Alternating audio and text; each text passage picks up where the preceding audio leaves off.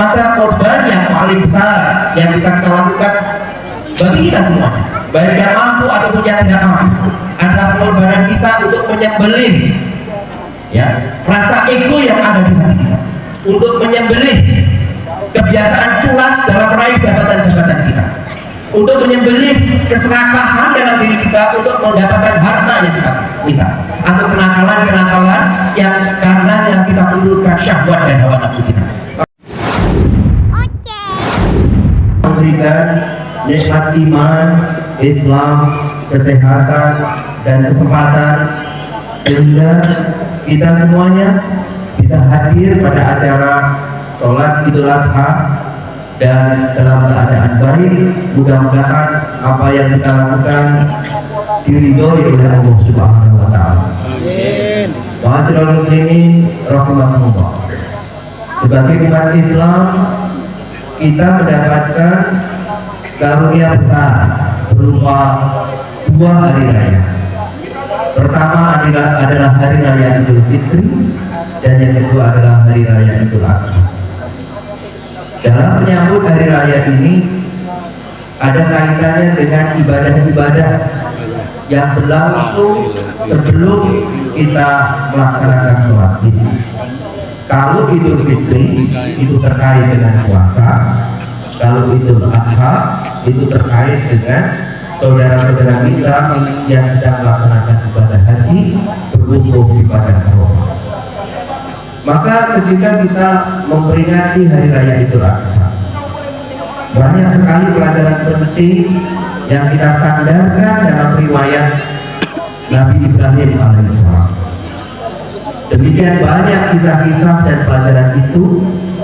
Pada kesempatan yang pendek ini kita akan belajar sedikit dari apa yang dicontohkan Nabi Ibrahim alaihissalam, yaitu bahwa Nabi Ibrahim adalah satu-satunya Nabi selain Rasulullah Shallallahu Alaihi Wasallam, Nabi Muhammad Shallallahu Alaihi Wasallam, yang kita diminta untuk berkhidmat, menjadi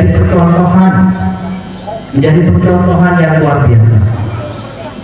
Sebagai seorang Nabi yang tergolong sebagai Nabi yang memiliki azam yang kuat atau ulul azmi, seorang Nabi yang berkemauan kuat, yang berjuangan dengan kesabaran yang besar, dia juga memiliki istilah atau sebutan yang disebut dengan Khalilullah. Khalilullah artinya adalah kekasih Allah, dan tidak ada manusia yang memiliki gelar lebih dari itu. Nabi Ibrahim memiliki gelar Khalilullah, yaitu kekasih Allah, yang dicinta oleh Allah, yang mencintai Allah. Maka pelajaran yang paling penting di antara pelajaran-pelajaran itu adalah bagaimana kita belajar tentang mencinta dan dicinta. Ma'asyiral muslimin rahimakumullah. Kalau kita belajar ini di dalam sejarah, tapi juga kita belajar tentang kehidupan kita sendiri. Kalau kita belajar tentang cinta, kita belajarnya sejak kita lahir sampai kita dewasa dan kemudian berumah tangga, membina anak-anak kita. Hubungan seorang anak dengan orang tuanya adalah hubungan cinta. Tapi perhatikanlah bagaimana pertumbuhan cinta itu dan bagaimana sikap-sikap kita di dalam mencinta. Dan kita ambil pelajaran ini, apakah dari hari raya Idul Adha yang kemarin, yang lalu sampai dengan hari ini, kita telah memetik pelajaran cinta yang kita refleksikan dalam kehidupan. Pertama, kalau kita baru lahir, anak kita baru lahir, hubungan kita dengan anak itu adalah hubungan cinta. Tidak ada transaksi apa-apa. Yang ada adalah rasa cinta, bertemu saja sudah bahagia. Melihat anak kita, melihat cucu kita yang baru lahir itu, kita menolongnya, kita membantunya, dan membuatnya dia nyaman tanpa berharap apa-apa. Tapi begitu kita lihat anak-anak kita sudah usia TK, anak-anak kita kelas 1 SD, maka perhatikanlah bagaimana dia berhubungan dengan kita. Kadang-kadang dia menggambar dalam buku gambarnya, lalu menunjukkan kepada kita itu dia minta dihargai, lalu kita memberikan pujian. Padahal yang mengajari dia menggambar adalah kita, yang memberikan buku gambar adalah kita. Itu mirip hubungan kita, sebagian di antara kita yang berhubungan dengan Allah Subhanahu wa Ta'ala. Allah Subhanahu wa Ta'ala memberikan semuanya kepada kita. Ilmu diberikan, rezeki diberikan, nafas diberikan, tetapi kita berbuat sedikit saja lalu minta perhatian dan balasan dari Allah Subhanahu wa Ta'ala. Itu seperti hubungan anak-anak kita dengan orang tua. Semuanya diberikan dari orang tua, tetapi ketika bisa menggambar dan gambaran untuk diri kita sendiri, tetapi kita tidak mendapatkan balasan dari orang tua berupa hadiah dan pujian. Tapi begitu kita berubah menjadi orang tua, hubungan kita dengan anak-anak itu sudah tidak lagi hubungan yang meminta balasan, bukan transaksional, tetapi karena cinta. Dan inilah yang digambarkan oleh Nabi Ibrahim alaihissalam dengan kisah-kisahnya itu. Ketika Nabi Ibrahim bermimpi dan kemudian mimpi itu memerintahkan agar berkorban menyembelih anaknya, maka tugas itu dilaksanakan oleh karena rasa cinta kepada Allah Subhanahu wa Ta'ala.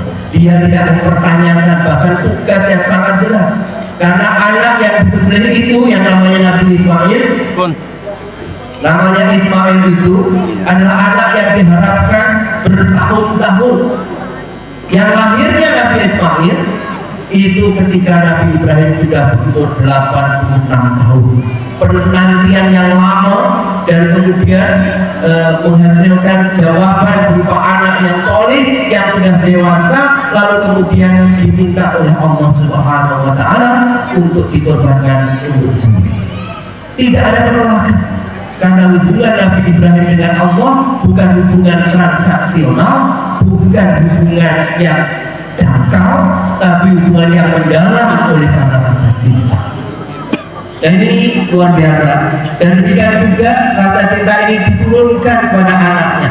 Maka ketika Nabi Ismail menjawab apa permintaan Allah Subhanahu wa Ta'ala untuk menyembelih dirinya, maka jawaban yang luar biasa kita dapatkan. Ya abadi, ya abadi, wahai bapak, in al-matuqan, laksanakan apa yang diperintahkan Allah kepada. Satajiduni insyaallah minas sabirin. Engkau akan mendapatkan insyaallah aku tergolong orang-orang yang sabar. Ini adalah kesabaran yang tumbuh rasa dari rasa tawakal, dan ini adalah refleksi dari cinta. Maka kalau hubungan yang kita bangun dengan Allah Subhanahu wa Ta'ala ini meningkat dengan hubungan ibadah, lalu meningkat dengan hubungan cinta, maka insya Allah kehidupan kita ini rasanya lapang, tawakal akan tumbuh, dan hidup kita dengan bahagia. Sehingga ibadah yang kita lakukan itu bukan terasa menjadi beban, tapi terasa menjadi panggilan untuk bertemu dengan zat yang kita cinta. Maka kalau kita berkorban, maka sesungguhnya pengorbanan itu adalah untuk menghilangkan penghalang-penghalang kita untuk mendekat kepada yang kita cinta. Maka sesungguhnya perjalanan kita di dunia ini mulai dari lahir dan mulai dari alam ruh, kemudian kita di perut ibu kita, lalu kita lahir, lalu kita hidup di dunia. Itu masih perjalanan yang sangat panjang. Nanti kita di alam kubur, lalu kita akan mendapatkan perjalanan itu apakah ringan atau menyulitkan, tergantung dengan apa yang kita lakukan di dunia. Maka di sana kita ketemu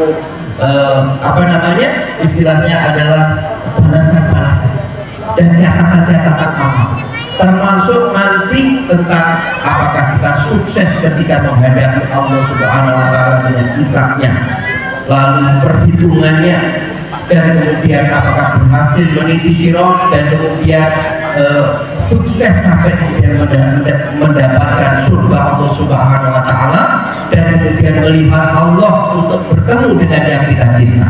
Perjalanan ini sangat panjang, maka sesungguhnya orang yang beribadah, orang yang berkorban, itu adalah orang-orang yang sedang berjalan menuju zat yang dicintainya. Karena itu berkorban bukan hanya soal daging yang kita sembelih atau yang kita bagikan, bukan darah yang kita tumpahkan, tetapi takwa kita kepada Allah. Apakah itu kemudian diterima? Ya karena lahir dari rasa cinta kita. Maka karena itu, ma'asyiral muslimin rahimakumullah, oleh karena itu, maka semoga tidak khawatir sama sekali bagi mereka-mereka yang hari ini belum mampu melakukan korban, belum mampu bisa membeli kambing atau berpartisipasi iuran bersama-sama untuk melakukan korban oleh karena keterbatasan keuangan ataupun karena kesulitan-kesulitan ekonomi. Karena sesungguhnya esensi semua ini adalah rasa cinta kita kepada Allah Subhanahu wa Ta'ala. Maka korban yang paling besar yang bisa kita lakukan bagi kita semuanya, baik yang mampu ataupun yang tidak mampu, adalah pengorbanan kita untuk menyembelih ya rasa ego yang ada di hati kita, untuk menyembelih kebiasaan culas dalam meraih jabatan-jabatan kita, untuk menyembelih keserakahan dalam diri kita untuk mendapatkan harta yang kita minta, atau kenakalan-kenakalan yang karenanya kita menurunkan syahwat dan hawa nafsu kita. Maka ketika kita mampu mengorbankan itu semuanya, melepaskan dari genggaman tangan kita tentang kehidupan dunia, maka tangan kita terbuka dan hati kita lebih lapang untuk mendapatkan cinta dari Allah Subhanahu wa Ta'ala. Ma'asyiral muslimin rahimakumullah. Itulah makna yang paling besar, yang kemudian dengan itu kita bisa menghargai apa pesan Allah Subhanahu wa Ta'ala di dalam Al-Qur'an, qul bi fadlillahi wa bi rahmatihi fa bidzalika falyafrahu. Katakanlah, dengan karunia dan rahmat Allah Subhanahu wa Ta'ala maka hendaklah kalian bergembira. Maka Allah memberikan keutamaan berupa Al-Qur'an, berupa iman, berupa Islam, dan seluruh kebaikan-kebaikan yang kita dapatkan berupa rezeki dari Allah Subhanahu wa Ta'ala. Maka semua ini kita syukuri dan kita menjalankan kehidupan ini dengan gembira. Dengan gembira. Orang tidak mungkin merasa gembira kalau dalam hatinya belum bisa memahami apa yang terjadi. Maka sesungguhnya Allah Subhanahu wa Ta'ala memberi pesan kepada kita, hidup yang kita lalui ini bukan untuk menjadikan kita orang-orang yang meninggalkan aset-aset banyak, meninggalkan pekerjaan-pekerjaan tertentu yang membanggakan hanya pada diri kita sendiri.